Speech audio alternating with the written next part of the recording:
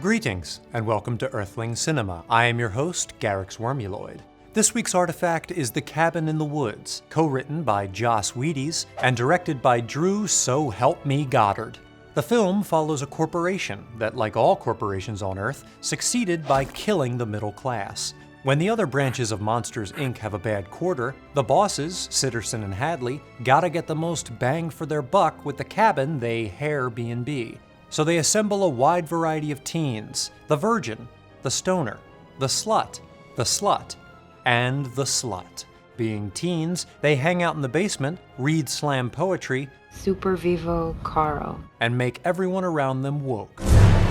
Since Pornhub is down at the office, the corporation sets the mood with some chemicals and makes two of the teens bang. Score.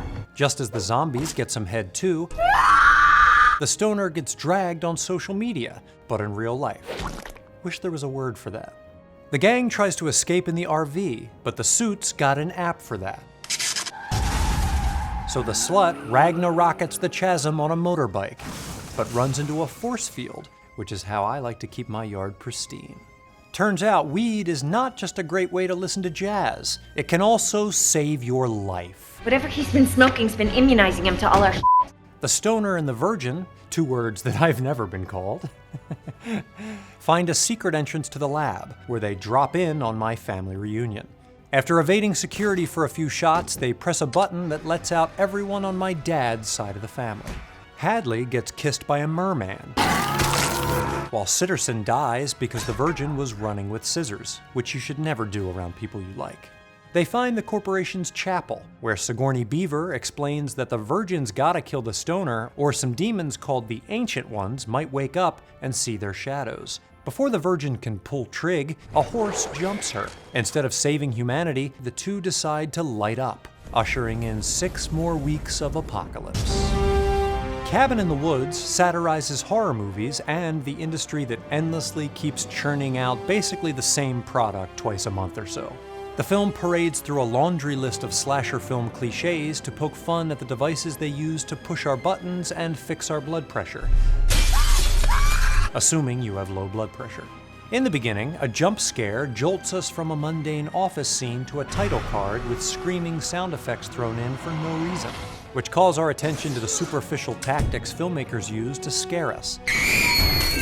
When in reality, all they need to do is reboot Son of the Mask. Among these devices is the Final Girl, a prototypical female character who makes it to the end thanks to her prudence and prudeness. Guess it's been a while. The film subverts this trope by casting Dana, whose V-card has gotten enough stamps for a free sandwich. I don't mean never. This plays on the tendency of horror movies to teach moral lessons about why teens shouldn't drink, run away, You bitch! or have premarital sex, when having a kid at 16 accomplishes all that just fine. Despite Dana's lack of virginity and bounty of hoariness, she makes it to the end anyway. Me? Virgin? We work with what we have. Both inverting and parodying the sanctimonious pretenses of horror flicks. Cabin in the Woods adds a new layer of meta-ness to the horror parody tradition by targeting the poor bastards who write them. Hadley and Sitterson are akin to writers on a film, not bothering to create plausible narrative conflicts. The wind must have blown it open. That makes what kind of sense? While getting off on the sex they put in the scripts. Okay, baby, let's see some boobies. Because let's face it, writers don't have any other outlet. The mundanity of their office environment reflects the tiredness of the genre, with an endless assembly line of spin-offs to populate their derivative plot lines. The Ancient Ones can be read as standing in for typical moviegoers like you. No, not you, behind you. While the creator's blasé attitude regarding the humanity of the victims is unsettling to say the least, very unsettling to say the most, it's all ultimately being done to pacify the voracious appetite of the public, whose ritual might be torture porn and popcorn. Gotta keep the customer satisfied. As human scholar John Lydon said, horror movies fulfilled a semi-religious function in society. delivering catharsis that prevented humans from being all murdery to each other. Yeah, great job on that. For Earthling Cinema, I'm Garyx Wormuloid. Game on. Hey everybody, new intern Emily here. Recently, Jared hasn't been in the office. Garyx said he graduated, but he kind of laughs in a sinister way when he says it. I'm sure he's fine.